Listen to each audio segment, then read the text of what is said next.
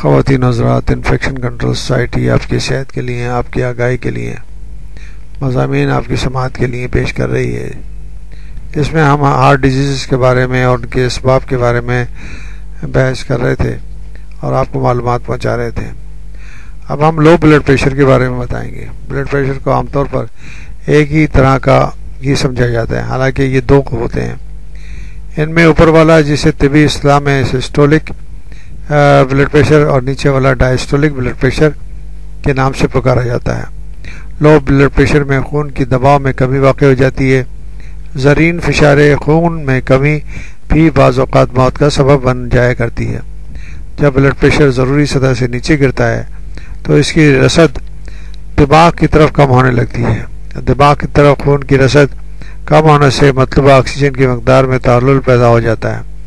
یاد رہے کہ اگر دماغ چند سیکنڈ تک آکسیجن سے محروم ہو جائے تو بے ہوشی طاری ہو جاتی ہے، اور اگر یہ محرومی منٹوں میں بدل جائے تو دماغ مردہ ہو جاتا ہے۔ امراض قلب میں مبتلا افراد اگر اپنے دائیں ہاتھ کی رنگ فنگر سے مختلف طریقے سے یہ امراض سے محفوظ رہ سکتے ہیں۔ امراض قلب سے محفوظ رہنے کے لیے اللہ کا ذکر کثرت کرنے والوں کا دل بھی مضبوط ہوا کرتا ہے اور امراض قلب سے بچے رہتے ہیں۔ ایسی تمام غذائیں جو کولیسٹرول پیدا کرنے اور خون کو گاڑھا بنانے کی سبب بنتی ہیں انہیں فوراً ترک کر دینا چاہیے۔ علاوہ ازیں جسم میں کولیسٹرول کی اضافی مقدار کو گھٹانے اور خون کو پتلا کرنے کے اسباق اختیار کرنے چاہیے۔ کولیسٹرول کم کرنے میں لہسن کو کوئی ثانی نہیں ہو سکتا۔ اب تو ایلوپیتھی طریقہ علاج میں بھی سمجھدار پریکٹیشنر بھی مریضوں کو لہسن کے استعمال کی ترغیب دیتے ہیں۔ اسی طرح اور بھی کئی جو ہیں لہسن کے بارے میں اس کے کیپسول بھی مہیا کیے گئے ہیں، جس کے ذریعے دوا ساز کمپنیوں نے بھی لہسن کو ادویاتی شکل میں مارکیٹ میں متعارف کرا رکھا ہے۔ بنی بنائی لہسن کی گولیوں سے استفادہ حاصل کیا جا سکتا ہے۔